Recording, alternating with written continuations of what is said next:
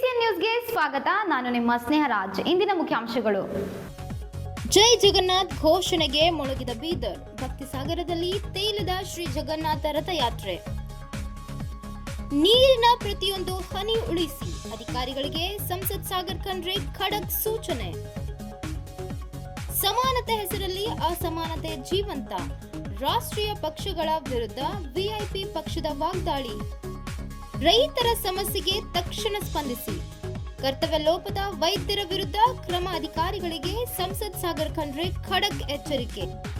ಬೀದರ್ ನಗರದಲ್ಲಿ ಶ್ರೀಕೃಷ್ಣ ಚೈತನ್ಯ ಟ್ರಸ್ಟ್ ವತಿಯಿಂದ ಆಯೋಜಿಸಲಾದ ಶ್ರೀ ಜಗನ್ನಾಥ್ ರಥಯಾತ್ರೆ ಮಹೋತ್ಸವ ಭಾನುವಾರ ಅತ್ಯಂತ ವಿಜೃಂಭಣೆಯಿಂದ ನಡೆಯಿತು.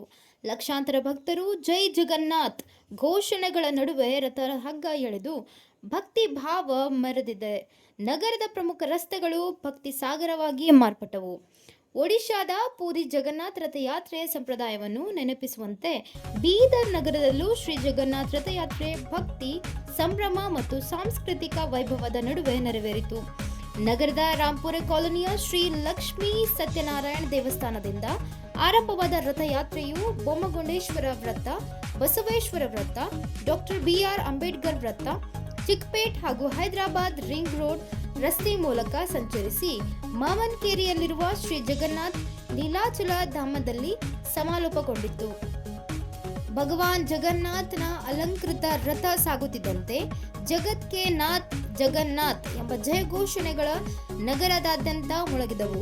ರಥದ ಹಗ್ಗವನ್ನು ಎಳೆಯುವುದೇ ಮಹಾಪುಣ್ಯದ ಕಾರ್ಯ ಎಂದು ನಂಬಿಕೆಯಿಂದ ಸಾವಿರಾರು ಭಕ್ತರು ರಥ ಎಳೆಯುವ ಸೇವೆಯಲ್ಲಿ ಭಾಗವಹಿಸಿದರು. ಬೀದರ್ ಜಿಲ್ಲೆಯ ವಿವಿಧ ಗ್ರಾಮಗಳು ಹಾಗೂ ನೆರೆಯ ರಾಜ್ಯಗಳಿಂದ ಆಗಮಿಸಿದ ಭಕ್ತರು ರಥಯಾತ್ರೆಯಲ್ಲಿ ಪಾಲ್ಗೊಂಡು ಭಕ್ತಿಯ ಉತ್ಸಾಹವನ್ನು ಇನ್ನಷ್ಟು ಹೆಚ್ಚಿಸಿದರು. ಯುವಕರು, ಯುವತಿಯರು, ಮಹಿಳೆಯರು ಹಾಗೂ ಹಿರಿಯ ನಾಗರಿಕರು ಒಂದೇ ಮನಸ್ಸಿನಿಂದ ರಥವನ್ನು ಎಳೆಯುತ್ತಾ ಭಜನೆ, ಕೀರ್ತನೆ ಮತ್ತು ಜಯಘೋಷಗಳೊಂದಿಗೆ ಹೆಜ್ಜೆ ಹಾಕಿದರು. ರಥ ಸಾಗಿದ ಮಾರ್ಗದುದ್ದಕ್ಕೂ ಭಕ್ತರು ಪುಷ್ಪ ವೃಷ್ಟಿ ಮಾಡಿ ಭಗವಾನ್ ಜಗನ್ನಾಥನಿಗೆ ಭಕ್ತಿಪೂರ್ವಕ ಸ್ವಾಗತ ಕೋರಿದರು. ಅನೇಕರು ಕುಟುಂಬ ಸಮೇತರಾಗಿ ರಥದ ದರ್ಶನ ಪಡೆದು ವಿಶೇಷ ಪೂಜೆ ಸಲ್ಲಿಸಿದರು. ನಗರದ ಪ್ರಮುಖ ರಸ್ತೆಗಳಲ್ಲಿ ಎಲ್ಲೆಡೆ ಭಕ್ತರ ಸಂಚಾರದಿಂದ ಹಬ್ಬದ ವಾತಾವರಣ ನಿರ್ಮಾಣವಾಗಿತ್ತು. ಶ್ರೀಕೃಷ್ಣ ಚೈತನ್ಯ ಟ್ರಸ್ಟ್ನ ಸುಸಂಘಟಿತನ ವ್ಯವಸ್ಥೆಯಿಂದ ರಥಯಾತ್ರೆ ಶಾಂತಿಯುತ ಹಾಗೂ ಯಶಸ್ವಿಯಾಗಿ ನಡೆಯಿತು. ಭದ್ರತೆ, ಸಂಚಾರ ಮತ್ತು ಭಕ್ತರಿಗೆ ಅಗತ್ಯ ಸೌಲಭ್ಯಗಳನ್ನು ಕಲ್ಪಿಸಲಾಗಿತ್ತು.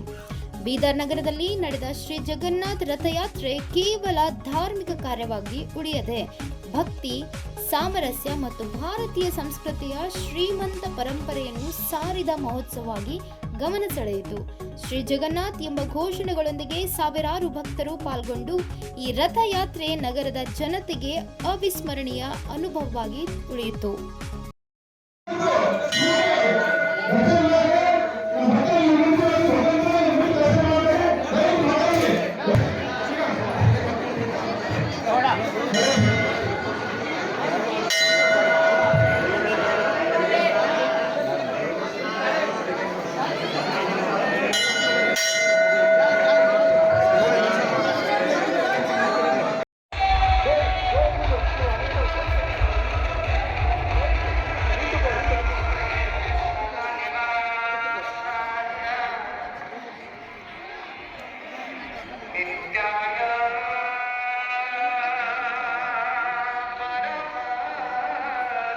शिवराम जोशी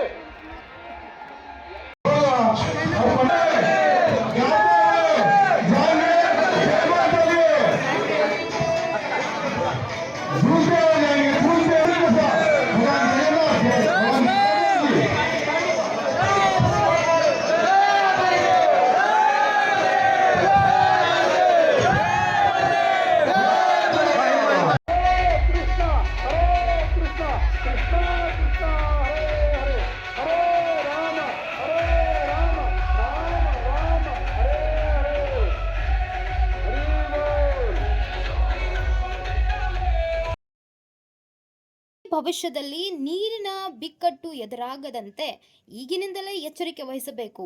ಕಟ್ಟಡ ಮತ್ತು ರಸ್ತೆ ನಿರ್ಮಾಣ ಕಾಮಗಾರಿಗಳಲ್ಲಿ ನೀರಿನ ಬಳಕೆ ಕಡಿಮೆ ಮಾಡುವ ಹೊಸ ತಂತ್ರಜ್ಞಾನ ಅಳವಡಿಸಿಕೊಳ್ಳಬೇಕು ಎಂದು ಸಂಸದ್ ಸಾಗರ್ ಖಂಡ್ರೆ ಅಧಿಕಾರಿಗಳಿಗೆ ಸ್ಪಷ್ಟ ಸೂಚನೆ ನೀಡಿದ್ದಾರೆ. ನಗರದ ಜಿಲ್ಲಾ ಪಂಚಾಯತ್ ಸಭಾಂಗಣದಲ್ಲಿ ಶನಿವಾರ ನಡೆದ ಜಿಲ್ಲಾ ಅಭಿವೃದ್ಧಿ ಸಮನ್ವಯ ಮತ್ತು ಮೇಲುಸ್ತುವಾರಿ ಸಮಿತಿ ದಿಶಾ ಸಭೆಯ ಅಧ್ಯಕ್ಷತೆ ವಹಿಸಿ ಮಾತನಾಡಿದ ಸಂಸದ್ ಸಾಗರ್ ಖಂಡ್ರೆ, ನೀರಿನ ಸಂರಕ್ಷಣೆ ಇಂದಿನ ಅಗತ್ಯವಾಗಿದ್ದು ಲೋಕೋಪಯೋಗಿ ಇಲಾಖೆ ಸುಧಾರಿತ ತಂತ್ರಜ್ಞಾನ ಬಳಸಿ ಕಡಿಮೆ ನೀರಿನಲ್ಲಿ ಗುಣಮಟ್ಟದ ಕಟ್ಟಡ ಹಾಗೂ ರಸ್ತೆ ನಿರ್ಮಾಣಕ್ಕೆ ಮುಂದಾಗಬೇಕು ಎಂದು ಸೂಚಿಸಿದರು. ಕಟ್ಟಡ ನಿರ್ಮಾಣ ಕ್ಷೇತ್ರದಲ್ಲಿ ಅತಿ ಹೆಚ್ಚು ನೀರು ಬಳಕೆಯಾಗುತ್ತಿರುವ ಹಿನ್ನೆಲೆಯಲ್ಲಿ ನೀರಿನ ಉಳಿತಾಯ ಮಾಡುವ ತಂತ್ರಜ್ಞಾನ ಅಳವಡಿಸಿಕೊಂಡು ರಾಜ್ಯಕ್ಕೆ ಮಾದರಿಯಾಗುವ ಕೆಲಸ ಮಾಡಬೇಕು ಎಂದು ಸಲಹೆ ನೀಡಿದರು. ಇದೇ ವೇಳೆ ಬೀದರ್ ರೈಲು ನಿಲ್ದಾಣದ ಅಭಿವೃದ್ಧಿ ಕಾಮಗಾರಿಯನ್ನು ಶೀಘ್ರ ಪೂರ್ಣಗೊಳಿಸುವಂತೆ ರೈಲ್ವೆ ಅಧಿಕಾರಿಗಳಿಗೆ ಸೂಚಿಸಿ ಅವರು ಸ್ಲಂ ಬೋರ್ಡ್ನಲ್ಲಿ ನಿರ್ಮಾಣವಾಗಿರುವ ಹಾಗೂ ನಿರ್ಮಾಣ ಹಂತದಲ್ಲಿರುವ ಮನೆಗಳ ಸಂಪೂರ್ಣ ವರದಿ ಸಲ್ಲಿಸುವಂತೆ ಅಧಿಕಾರಿಗಳಿಗೆ ನಿರ್ದೇಶನ ನೀಡಿದರು. ಸರ್ಕಾರದ ವಿವಿಧ ಯೋಜನೆಗಳ ಫಲಾನುಭವಿಗಳಿಗೆ ಬ್ಯಾಂಕ್ಗಳು ಸಾಲ ಮಂಜೂರಾತಿಯಲ್ಲಿ ವಿಳಂಬ ಮಾಡಬಾರದು, ತ್ವರಿತವಾಗಿ ಸಾಲ ಬಿಡುಗಡೆ ಮಾಡುವಂತೆ ಸಂಬಂಧಿಸಿದ ಅಧಿಕಾರಿಗಳಿಗೆ ಸೂಚನೆ ನೀಡಿದರು. ಸಭೆಯ ಅಂತ್ಯದಲ್ಲಿ ಮುಂದಿನ ದಿಶಾ ಸಮಿತಿ ಸಭೆಯ ದಿನ ಜಿಲ್ಲೆಯ ಎಲ್ಲ ಆರೋಗ್ಯವಂತ ಅಧಿಕಾರಿಗಳು ಮತ್ತು ಸಿಬ್ಬಂದಿ ಸ್ವಯಂ ಪ್ರೇರಿತವಾಗಿ ರಕ್ತದಾನ ಭಾಗವಹಿಸುವ ಮೂಲಕ ಸಮಾಜಕ್ಕೆ ಮಾದರಿಯಾಗಬೇಕು ಎಂದು ಸಂಸದ್ ಸಾಗರ್ ಖಂಡ್ರೆ ಕರೆ ನೀಡಿದರು.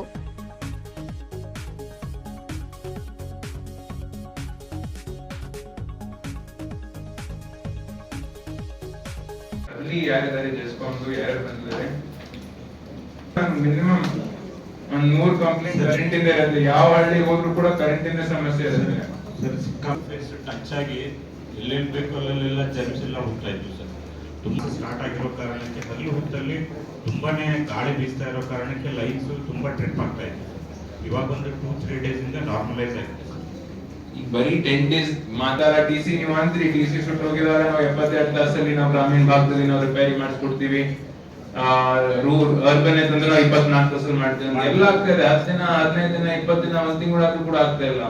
ಇಲ್ಲ ಸರ್, ಮಾಡ್ತಾ ಇದ್ದೀವಿ ಸರ್. ಎಸ್ಎಲ್ಎ ಟೈಮಲ್ಲಿ 3 ಡೇಸ್ ಮ್ಯಾಕ್ಸಿಮಮ್ ಅಲ್ಲಿ ಮಾಡ್ತಾ ಇಲ್ಲ ರೀ. 3 ಡೇಸ್ ಅಲ್ಲಿ ಮಾಡ್ತಿದ್ರಿ ಜನ ತನಕ ಬರ್ತಿರ್ಲಿಲ್ಲ. ಟ್ರಾನ್ಸ್ಫಾರ್ಮರ್ ನೀವು ಕೂಡಿಸಿದ ತಕ್ಷಣ ಮತ್ತೆ 8 ದಿನದಲ್ಲಿ ಮತ್ತೆ ಇಲ್ಲ. ಈಗ ನೋಡ್ರಿ, ಅನ್ನಾತ್ರ ನೀರೆಲ್ಲ ಬೆಳೆ ಬರಲ್ಲ, ಏನು ಬರಲ್ಲ. ಈಗ ಒಬ್ಬರಿಬ್ಬರು ಸಲಕ್ಕೆ 100 ಜನ ರೈತರು ಸಫರ್ ಆಗ್ಬೇಕೇನು ಸರ್? ಅಥರೈಸ್ಡ್ 5 HP ಗೆ 1 ಕನೆಕ್ಷನ್ ಓಪನ್ ಮೇಲೆ ತಗೊಂಡಿರ್ತಾರೆ ಸರ್. ನೀವು ಸರ್ಕಾರದಿಂದ ನೀವು ಏನ್ ಕ್ರಮ ತಗೊಳ್ತೀರ ಅದು ಹೇಳ್ರಿ. ಅವ್ರೇನ್ ಮಾಡ್ತಾ ಇದಾರೆ, ಅವ್ರು ಈಗ ಮಾಡ್ತಾ ಇದಾರೆ ಸರ್. ಡಿಸ್ಕನೆಕ್ಟ್ ಮಾಡ್ಕೊಂಡು ಬರ್ತಾ ಇದೀವಿ ಸರ್. ಮತ್ತೆ ರಿಪೀಟೆಡ್ಲಿ ಮಳೆ ನೋಡಿ. ಈಗ ನೀವು ಸ್ಟಡಿ ಮಾಡಿದ್ದೀರಿ, Yes, sir. ಟ್ರಾನ್ಸ್ಫಾರ್ಮರ್ ಎಲ್ಲೆಲ್ಲಿ ಜಾಸ್ತಿ ಸುಡ್ತಾ ಇದೆ, ರೆಗ್ಯುಲರ್ಲಿ ಸುಡ್ತಾ ಇದೆ ಅಂತ ಮಾತ್ರ ರಿಪೋರ್ಟ್ ಇದೆಯಾ? ಇದೆ ನಮ್ಮ ಹತ್ರ. ಎಲ್ಲೆಲ್ಲಿ ಸುಡ್ತಾ ಇದೆ ರೆಗ್ಯುಲರ್ಲಿ? ಇವಾಗ ಈಗ ನಾನೇನಲ್ಲತೀನಿ, ಎಲ್ಲಾ ಕಡೆ ನೀವು ಮಾಡಕ್ ಹೋಗ್ಬೇಡ್ರಿ.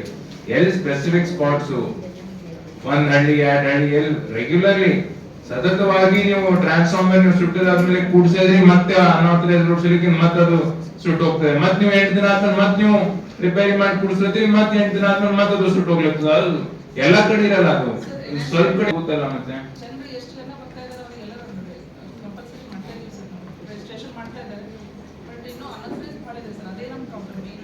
ಆಥರೈಸ್ ಈ ಹೊಸ ಸ್ಕೀಮ್ ಅಲ್ಲಿ ನಾವು ಕೂಡ ಪಬ್ಲಿಸಿಟಿ ಮಾಡ್ತಾ ಇದೀವಿ ಸರ್. ಇಬ್ಬರು ರೈತರು ಸೇರ್ಕೊಂಡು ಬಂದು ಸರ್ಕಾರಕ್ಕೆ ದುಡ್ಡು ಕಟ್ಟಿದ್ರೆ ನಾವೊಂದು ಇನ್ಫ್ರಾಸ್ಟ್ರಕ್ಚರ್ ಖರ್ಚು ಮಾಡಕ್ಕೆ ಎಲ್ಲಿ ಖರ್ಚು ಮಾಡ್ತಾರೆ? ಈಗ ನೀವು ಬೇರೆ ನೀವು ಒಂದು ಕಾಂಪ್ರಿಹೆನ್ಸಿವ್ ಸೊಲ್ಯೂಷನ್ ಹುಡುಕ್ರಿ. ಕಂಟಿನ್ಯೂಸ್ಲಿ ನಮ್ಗೆ ಟಿಸಿ ಸುಟ್ಟೋಗಿದೆ, ರಿಪೇರಿ ಮಾಡ್ತಾರೆ ಅಂತ ನಮ್ದು ರೆಗ್ಯುಲರ್ಲಿ ಒಂದು ಸಿಸ್ಟಮ್ ಮಾಡಿ ಆ ಸಿಸ್ಟಮ್ ಪ್ರಕಾರ ಕೆಲಸ ಆಗ್ತಾ ಇರ್ಬೇಕು. ರೈತರು ನಮ್ ತನಕ ಬರೋದು ಅವಶ್ಯಕತೆನೇ ಇರಬಾರ್ದು. ಈಗ ಕಾಂಪ್ರಿಹೆನ್ಸಿವ್ ಪ್ಲಾನ್ ಮಾಡ್ರಿ ಜೆಸ್ಕಾಂ ವತಿಯಿಂದ. ಯಾವುದೇ ಟಿಸಿ ಟ್ರಾನ್ಸ್ಫಾರ್ಮರ್ ಕೂಡ ಹಳೇದಿತ್ತು 8 ವರ್ಷ 10 ವರ್ಷ ಹಾಳಾಯ್ತು ಪರವಾಗಿಲ್ಲ. 8 ದಿನ 10 ದಿನ ಹೊಸದಾಗಿ ನೀವು ಟಿಸಿ ಕೊಡ್ತಾ ಇದ್ರಿ, ಅದೇ ಸುಡ್ತಾ ಇದೆ, ಮತ್ತೆ ನೀವು ಅದನ್ನೇ ರಿಪ್ಲೇಸ್ ಆತರ ಆಗ್ಬಾರ್ದು. ಎಲ್ಲೆಲ್ಲ ಆಗ್ತಾ ಇದೆ ಅಂತ ಸ್ಟಡಿ ಮಾಡಿ. ಎಲ್ಲಾ ಕಡೆನೂ ಆಗ್ತಲ್ಲ, ಎಲ್ಲೆಲ್ಲ ಆಗ್ತಾ ಇದೆ ಸ್ಟಡಿ ಮಾಡಿ ಒಂದು ಕಾಂಪ್ರಿಹೆನ್ಸಿವ್ ಪ್ಲಾನ್ ಮಾಡಿ ಆ ಸಿಸ್ಟಮ್ ಪ್ರಕಾರ ಹೋಗ್ಬೇಕು. ನೀವು ಮೀಟಿಂಗ್ ಅಲ್ಲಿ ಹೇಳ್ತೀರಿ 72 ತಾಸಲ್ಲಿ ನಾವು ರಿಪ್ಲೇಸ್ ಮಾಡ್ಕೊಡ್ತೀವಿ, 10 ದಿವಸ ಆದ್ಮೇಲೆ ನಮ್ ತನಕ ಬರ್ತಾರೆ, ಯಾರು ನಮ್ಗೆ ರೆಸ್ಪಾನ್ಸ್ ಕೊಡ್ತಲ್ಲ ನೀವು ಹೇಳಿ ಅಂತ. ನಾವ್ ಹೇಳಿದಾದ್ಮೇಲೆ ಇವತ್ತು ಕಳಿಸ್ತೀವಿ, ನಾಳೆ ಕಳಿಸ್ತೀವಿ ಅಂತಂದ್ಮೇಲೆ ಕಳಿಸ್ಕೊಡ್ತೀವಿ. ಮತ್ ಅವರೇ ಜನ 8 ದಿನ ಆದ್ಮೇಲೆ ಮತ್ತೆ ಅದೇ ಸುಟ್ಟು ಹೋಯ್ತೀವಿ, ನಾವ್ ಏನೋ ಬೇಕು ಅಂತ ಕೇಳ್ತಾರೆ. ಆತರ ಮಾಡಕ್ ಆಗಲ್ಲ. ಪ್ರಾಬ್ಲಮ್ಸ್ ಅಲ್ಲಿ ಯಾರು ಕೂಡ ಜನ ಇರಬಾರ್ದು. ಆ ರೆಗ್ಯುಲರ್ಲಿ ತಂತಾನೆ ಅದು ಸಾಲ್ವ್ ಆಗುತ್ತೆ ಹೋಗ್ಬೇಕು. Yes sir. ಯಾವುದೇ ರೀತಿ ಟ್ರಾನ್ಸ್ಫಾರ್ಮರ್ ಪ್ರಾಬ್ಲಮ್ ಅವ್ರಿಗೆ ಬರಬಾರ್ದು. Yes sir. ನಾವು ಇವಾಗ ಗ್ರಾಮ ಪಂಚಾಯತಿ ಮಟ್ಟದಲ್ಲಿ ರೈತ ಕಂಪ್ಲೇಂಟ್ ಮಾಡಿದ್ರೆ ಸರ್ ಆನ್ಲೈನ್ ಟ್ರ್ಯಾಕಿಂಗ್ ಅಲ್ಲಿ ಟಾಪ್ ಆಗ್ತಾ ಇಲ್ಲ ಅದನ್ನು ಟ್ರಾನ್ಸ್ಫಾರ್ಮರ್. ಆಗ್ತಾ ಇದೆ ಸರ್. ಈಗ ಇವಾಗ ಬಹಳಷ್ಟು ಕಡೆ ವೈರ್ಸ್ ಏನಿದೆ ಚೌಕ್ ಮೇಲೆ ಮನೆಗಳ ಮೇಲೆ ಆ ವೈರ್ಸ್ ಬಂದಿದೆ. ಆ ವೈರ್ಸ್ ಕೂಡ ಇವಾಗ ಕನ್ವಿನ್ಸ್ ಮಾಡ್ತಾ ಇದೀವಿ ಸರ್. ರೀಕಂಡಕ್ಟರ್ಸ್ ಅಲ್ಲೆಲ್ಲ ಹೋಗ್ತಾ ಇದೀವಿ. ಜನ ಸ್ವಲ್ಪ ನಮಗೆ ರೆಸಿಸ್ಟೆನ್ಸ್ ಮಾಡ್ತಾ ಇದ್ದಾರೆ. ಅವರು ನಮ್ಮ ಲೈನು ಜನನೇ ಬಂದ್ ಹೇಳ್ತಾರೆ ಈ ವೈರ್ ನ ಮನೆಗೆ ಹಾಕ್ಲಕ್ಕ ಸಿಕ್ಸ್ಲಕ್ಕ ಅಂತ ಜನ ಅಲಾಂಗ್ ದ ಸ್ಟ್ರೀಟ್ಸ್ ಲೈನ್ ಕೆಳಗಡೆ ಬಂದಿದೆ ಸರ್. ಮತ್ತು ಆದ್ರೂ ಕೂಡ ಹಜಾರ್ಡಿಯಸ್ ಅಲ್ಲಿ ಎಲ್ಲೆಲ್ಲಿ ನಮ್ಮ 12ನೇ ಶತಮಾನದಲ್ಲಿ ವಿಶ್ವಗುರು ಬಸವಣ್ಣನವರು ಅನುಭವ ಮಂಟಪ ಸ್ಥಾಪಿಸಿ ಸಮಾಜದಲ್ಲಿನ ಅಸಮಾನತೆ ನಿವಾರಣೆಗೆ ಕ್ರಾಂತಿಕಾರಿ ಸಂದೇಶ ನೀಡಿದರು. ಆದರೆ ಇಂದಿಗೂ ಸಮಾನತೆ ಹೆಸರಿನಲ್ಲಿ ಅಸಮಾನತೆಯನ್ನೇ ಜೀವಂತವಾಗಿಟ್ಟುಕೊಂಡಿರುವುದು ರಾಜಕಾರಣಿಗಳೇ ಎಂದು ವಿಕಾಸಶೀಲ ಇನ್ಸಾನ್ ಪಾರ್ಟಿ ರಾಜ್ಯ ಪ್ರಧಾನ ಕಾರ್ಯದರ್ಶಿ ಆರೋಪಿಸಿದರು.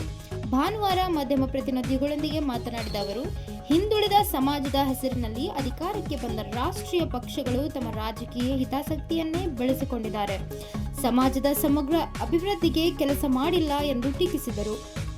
ಅಹಿಂದ ಸಮಾಜದ ಪ್ರಭಾವಿ ನಾಯಕರನ್ನು ಕೈಗೊಂಬೆಯನ್ನಾಗಿ ಮಾಡಿಕೊಂಡು ಸಮಾಜಕ್ಕೆ ಅನ್ಯಾಯ ಮಾಡಲಾಗಿದೆ. ಪ್ರಭಾವಿ ನಾಯಕರಿಗೆ ಸ್ವತಂತ್ರವಾಗಿ ನಿರ್ಧಾರ ತೆಗೆದುಕೊಳ್ಳುವ ಅವಕಾಶವನ್ನು ರಾಷ್ಟ್ರೀಯ ಪಕ್ಷಗಳು ನೀಡುತ್ತಿಲ್ಲ ಎಂದು ಅವರು ಆರೋಪಿಸಿದರು. ರಾಜ್ಯದಲ್ಲಿ ವಿಕಾಸಶೀಲ ಇನ್ಸಾನ್ ಪಾರ್ಟಿ ಪರ್ಯಾಯ ರಾಜಕೀಯ ಶಕ್ತಿಯಾಗಿ ಬೆಳೆಯುತ್ತಿದ್ದು, ಅಹಿಂದ ಮತಗಳು ಕಾರ್ಯನಿರ್ಣಾಯಕರವಾಗಿರುವ ಕ್ಷೇತ್ರಗಳಲ್ಲಿ ಪಕ್ಷದ ಅಭಿವೃದ್ಧಿಗಳನ್ನು ಕಣಕ್ಕಿಳಿಸಿ ರಾಜಕೀಯ ಸಮೀಕರಣ ಬದಲಿಸುವ ಗುರಿ ಹೊಂದಿದ್ದಾವೆ ಅಂತ ನಾವೇನು ಕರಿತೀವಿ, ಅವ್ರನ್ನೆಲ್ಲ ಕೈಗೊಂಬೆ ಮಾಡಿಟ್ಕೊಂಡಿದ್ದಾರೆ. ಇವತ್ತೆಲ್ಲ ರಾಷ್ಟ್ರೀಯ ಪಕ್ಷಗಳು ಕೂಡ ಎಷ್ಟೋ ಜನ ಹಿಂದುಳಿದ ಸಮಾಜದ ಮುಖಂಡರುಗಳನ್ನ ಕೈಗೊಂಬೆಯಾಗಿ ಇಟ್ಕೊಂಡು ಏಜೆಂಟ್ರಾಗಿ ಬಳಸ್ಕೊಳ್ತಾ ಇದ್ದಾರೆ, ದಲ್ಲಾಳಿಗಳಾಗಿ ಬಳಸ್ಕೊಳ್ತಾ ಇದ್ದಾರೆ. ಸಮಾಜಕ್ಕೆ ನ್ಯಾಯ ಕೊಡ್ತೀವಿ ಅಂತ ಹೋದ್ರೆ ಅವರಿಗೆ ಸಮಾವೇಶ ಮಾಡೋಕ್ಕೆ ಬಿಡಲ್ಲ. ಒಂದು ಸಂಘದ ಒಂದು ಸಣ್ಣ ಸಭೆ ನಡೆಸಬೇಕು ಅಂತಂದ್ರೆ ಅವರು ಆಜ್ಞೆ ಮಾಡಿದ್ರೆ ಮಾತ್ರ ಸಭೆಗಳಾಗ್ತದೆ. ಇಲ್ಲ ಅಂದ್ರೆ ನಮ್ಮನ್ನ ಸಂಘ ಸಂಸ್ಥೆಗಳಲ್ಲಿ ಒಡೆದು ಚಿಂದಿ ಚಿತ್ರಣ ಮಾಡಿದ್ದಾರೆ. ನಮ್ಮ ಸಂಘ ಸಂಸ್ಥೆಗಳಲ್ಲೂ ಕೂಡ ಯಾವುದೋ ಒಂದು ಅನುದಾನ ಕೊಡಲ್ಲ. ಇವತ್ತು ಎಷ್ಟೋ ತಾವೆಲ್ಲ ಗಮನಿಸಿದ್ದೀರಾ, ಎಷ್ಟೋ ಹಿಂದುಳಿದ ಜಾತಿಗಳ ನಿಗಮಗಳಿದ್ದಾವೆ, ಎಷ್ಟು ಪ್ರಾಧಿಕಾರಗಳಿದ್ದಾವೆ, ಎಷ್ಟು ದುಡ್ಡು ಅನುದಾನ ಬಿಡುಗಡೆ ಆಗ್ತದೆ ಸರ್ಕಾರದಿಂದ. ಲಕ್ಷ ಕೋಟಿ ಬಡ್ಜೆಟ್ನ ಮಂಡಿಸ್ತಾರೆ, ಆದರೆ ಹಿಂದುಳಿದ ವರ್ಗಗಳಿಗೆ ತೋರಿಸ್ತಾರೆ ಫಂಡನ್ನ, ಆದರೆ ರಿಲೀಸ್ ಮಾಡಲ್ಲ. ಅವರ ಬೇರೆ ಬೇರೆ ಯೋಜನೆಗಳಿಗೆ ಡೈವರ್ಟ್ ಆಗ್ತದೆ ಅಮೌಂಟು. ಇವತ್ತು ಅಂಬಿಗರ ಚೌಡಯ್ಯ ನಿಗಮ ಇರ್ಬೋದು, ಮಡಿವಾಳರದ್ದು ಇರ್ಬೋದು, ಉಪ್ಪಾರದ್ದು ಇರ್ಬೋದು, ಯಾವ ನಿಗಮಕ್ಕೂ ಕೂಡ ಗರಿಷ್ಠ ಪ್ರಮಾಣದ ಅನುದಾನವನ್ನು ಕೊಟ್ಟಿಲ್ಲ. ಇವತ್ತು ನಾವೆಲ್ಲದನ್ನು ನೋಡಾಯಿತು. ಇನ್ಮುಂದೆ VIP ಪಕ್ಷ ಕರ್ನಾಟಕದಲ್ಲಿ ಅಸ್ತಿತ್ವಕ್ಕೆ ಬಂದಿದೆ. ನಮ್ಮ ರಾಷ್ಟ್ರೀಯ ಮುಖಂಡರು, ರಾಜ್ಯ ಮುಖಂಡರು ಎಲ್ಲ ಸೇರಿ ಇವತ್ತು ನಾವು ಅವಶ್ಯಕತೆ ಇರತಕ್ಕಂಥ ಅತಿ ಹಿಂದುಳಿದ ಜಾತಿಗಳು ಎಲ್ಲೆಲ್ಲಿ ನಿರ್ಣಾಯಕ ಇದ್ದಾರೆ ಅಲ್ಲೆಲ್ಲ ನಾವು ನಮ್ಮ ಅಭ್ಯರ್ಥಿಗಳನ್ನು ನಿಲ್ಲಿಸೋದ್ರ ಮುಖಾಂತರ ಇವತ್ತು ಸೆಟ್ ಹೊಡಿತೀವಿ. ರಾಜಕೀಯ ನ್ಯಾಯ ಪಡೆಯೋದಕ್ಕೆ ನಾವು ಇವತ್ತು ಕಂಕಣ ಕಟ್ಟಿ ನಿಂತಿದ್ದೀವಿ ಅನ್ನೋ ಮಾತನ್ನು ಹೇಳಿ ನಾನು ಇವತ್ತು 2 ಮಾತನ್ನು ಮುಗಿಸ್ತೀನಿ. ನಮಸ್ಕಾರ. ರೈತರ ಸಂಕಷ್ಟ, ಬ್ರಿಮ್ಸ್ ಆಸ್ಪತ್ರೆಯ ವೈದ್ಯರ ಕರ್ತವ್ಯ ಲೋಪ, ವಿದ್ಯುತ್ ಸಮಸ್ಯೆ ಹಾಗೂ ರಾಷ್ಟ್ರೀಯ ಹೆದ್ದಾರಿಗಳ ಅಪಘಾತ ನಿಯಂತ್ರಣ ಕುರಿತು ಸಂಸದ್ ಸಾಗರ್ ಖಂಡ್ರೆ ಅಧಿಕಾರಿಗಳಿಗೆ ಖಡಕ್ ಸೂಚನೆ ನೀಡಿದ್ದಾರೆ. ಜಿಲ್ಲಾ ಪಂಚಾಯತ್ ಸಭಾಂಗಣದಲ್ಲಿ ನಡೆದ ದಿಶಾ ಸಮಿತಿ ಸಭೆಯ ಅಧ್ಯಕ್ಷತೆ ವಹಿಸಿ ಮಾತನಾಡಿದ ಸಂಸದ್ ಸಾಗರ್ ಖಂಡ್ರೆ, ಬ್ರಿಮ್ಸ್ ಆಸ್ಪತ್ರೆಯ ಕೆಲ ವೈದ್ಯರು ಹಾಜರಾತಿ ಪುಸ್ತಕಕ್ಕೆ ಸಹಿ ಮಾಡಿ ಆಸ್ಪತ್ರೆಯಲ್ಲಿ ಇರುವುದಿಲ್ಲ ಎಂಬ ಸಾರ್ವಜನಿಕರ ದೂರುಗಳು ಬಂದಿದ್ದು, ಅಂತಹವರ ವಿರುದ್ಧ ಕಟ್ಟುನಿಟ್ಟಿನ ಕ್ರಮ ಕೈಗೊಳ್ಳುವಂತೆ ಸೂಚಿಸಿದರು. ಜಿಲ್ಲೆಯಲ್ಲಿ ಮಳೆ ಕೊರತೆಯಿಂದ ರೈತರು ಸಂಕಷ್ಟದಲ್ಲಿರುವ ಹಿನ್ನೆಲೆಯಲ್ಲಿ ಬಿತ್ತನೆ ಬೀಜ ಮತ್ತು ರಸಗೊಬ್ಬರದ ಕೊರತೆಯಾಗದಂತೆ ನೋಡಿಕೊಳ್ಳಬೇಕು ಹಾಗೂ ಜುಲೈ 31ರೊಳಗೆ ರೈತರು ಬೆಳೆ ವಿಮೆ ಮಾಡಿಸಿಕೊಳ್ಳುವ ಜಾಗೃತಿ ಮೂಡಿಸಬೇಕು ಎಂದು ಅಧಿಕಾರಿಗಳಿಗೆ ನಿರ್ದೇಶನ ನೀಡಿದರು. ನಿರಂತರ ವಿದ್ಯುತ್ ವ್ಯತ್ಯಯ ಮತ್ತು ಟ್ರಾನ್ಸ್ಫಾರ್ಮರ್ಗಳ ದುರಸ್ತಿ ವಿಳಂಬದ ಬಗ್ಗೆ ಜೆಸ್ಕಾಂ ಅಧಿಕಾರಿಗಳನ್ನು ತರಾಟೆಗೆ ತೆಗೆದುಕೊಂಡು ಅವರು ರೈತರ ಸಮಸ್ಯೆಗಳಿಗೆ ತ್ವರಿತ ಸ್ಪಂದನೆ ನೀಡುವಂತೆ ಸೂಚಿಸಿದರು. ರಾಷ್ಟ್ರೀಯ ಹೆದ್ದಾರಿಗಳಲ್ಲಿ ಅಪಘಾತ ತಡೆಗೆ ಅಪಘಾತ ವಲಯಗಳನ್ನು ಗುರುತಿಸಿ ಸುರಕ್ಷತಾ ಕ್ರಮ ಕೈಗೊಳ್ಳಬೇಕು. ಹೆಲ್ಮೆಟ್ ಹಾಗೂ ಸೀಟ್ ಬೆಲ್ಟ್ ನಿಯಮವನ್ನು ಕಟ್ಟುನಿಟ್ಟಾಗಿ ಜಾರಿಗೊಳಿಸುವಂತೆ ಪೊಲೀಸ್ ಇಲಾಖೆಗೆ ನಿರ್ದೇಶಿಸಿದರು. ಮಳೆ ಕೊರತೆಯೂ ನಡುವೆಯೂ ಕುಡಿಯುವ ನೀರಿನ ಪೂರೈಕೆಯಲ್ಲಿ ವ್ಯತ್ಯಯವಾಗದಂತೆ ಕ್ರಮ ಕೈಗೊಳ್ಳಬೇಕು ಹಾಗೂ ವಿದ್ಯಾರ್ಥಿ ವಸತಿ ನಿಲಯಗಳಲ್ಲಿ ಮೂಲಭೂತ ಸೌಲಭ್ಯಗಳನ್ನು ಸಮರ್ಪಕವಾಗಿ ಒದಗಿಸಬೇಕು ಎಂದು ಅಧಿಕಾರಿಗಳಿಗೆ ಸೂಚಿಸಿದರು.